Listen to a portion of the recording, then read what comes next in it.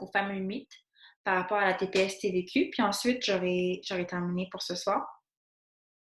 Donc, par rapport à la TPS-TVQ, il y a une histoire de 30 000 que les gens ont ajouté dans d'autres scénarios, mais le 30 000 est en lien avec la TPS-TVQ. Quand on lance une entreprise, lorsqu'on s'enregistre sur le site du REQ, on peut s'inscrire à la TPS-TVQ si on le souhaite. Donc, ce n'est pas par défaut. On est obligé de s'inscrire à la TPS-TVQ quand on atteint le seuil de 30 000 de revenus, de chiffre d'affaires, pas de profit, de chiffre d'affaires.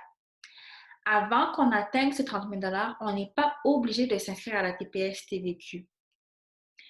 Par contre, si vous allez avoir des dépenses, donc si vous devez acheter un ordinateur, de l'équipement ou autre, vous pourriez choisir de vous inscrire à la TPS-TVQ pour avoir le droit de vous faire rembourser pour la TPS-TVQ que vous payez. Donc, si j'explique, exemple, je m'enregistre, au jour 1, je ne suis pas inscrite à la TPS-TVQ. Lorsque j'offre mon service, c'est 100 c'est tout. C'est pas 100 plus taxes, c'est 100 et la facture, elle est simple. 100 total 100 Quand j'atteins 30 000 sur ma facture qui amène à dépasser ce 30 000, je dois m'inscrire à la TPS-TVQ et ça devient 100 plus taxes pour tous les autres après ça. Maintenant, ça c'est un exemple, c'est un scénario. Toujours le même scénario. Je suis inscrite, je ne suis pas inscrite à la TPS-TVQ, mais je suis inscrite sur le site du REQ, et j'ai un NEQ. Quand je vais acheter mon ordinateur, ça va être 1 000 plus taxes et je vais payer 1 000 plus taxes et ma dépense, ce sera une dépense de 1 000 plus taxes pour ma dépense déductible. Par contre, si j'ai envie de me faire rembourser ma TPS-TVQ rapidement,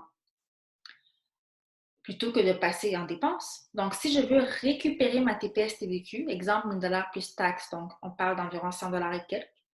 Si je veux me faire rembourser rapidement pour ma TPS-TVQ, alors je devrais m'inscrire à la TPS-TVQ pour avoir droit au remboursement. Mais du moment où je m'inscris pour avoir droit au remboursement, il faut absolument que je facture plus taxes, donc c'est 100 plus taxes.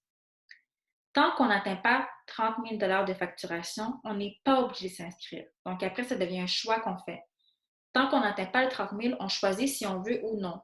Certaines personnes vont s'inscrire quand même parce qu'exemple, elles ont un loyer à payer, elles ont un local. Donc, ce serait intéressant de pouvoir se faire rembourser rapidement la TPS-TVQ sur ce local, justement.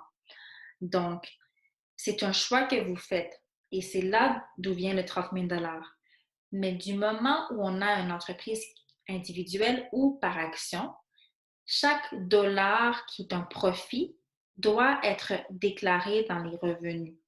Donc, il n'y a pas de notion d'attendre 30 000 pour déclarer. Dès qu'on est profitable, l'excédent, ce sont des revenus qui doivent être ajoutés dans vos revenus en tant que travailleur autonome. Est-ce que ça répond aux questions par rapport à ça? Et si je résume pour la TPS-TVQ, qui doit s'inscrire? Donc, si on a une activité commerciale au Canada, sauf les petits fournisseurs. Donc, les petits fournisseurs, ce sont les gens qui ne dépassent pas le 30 000 Autrement, dès qu'on le dépasse, on est obligé, parce qu'on est domicilié au Canada, puis on facture les clients qui sont au Canada.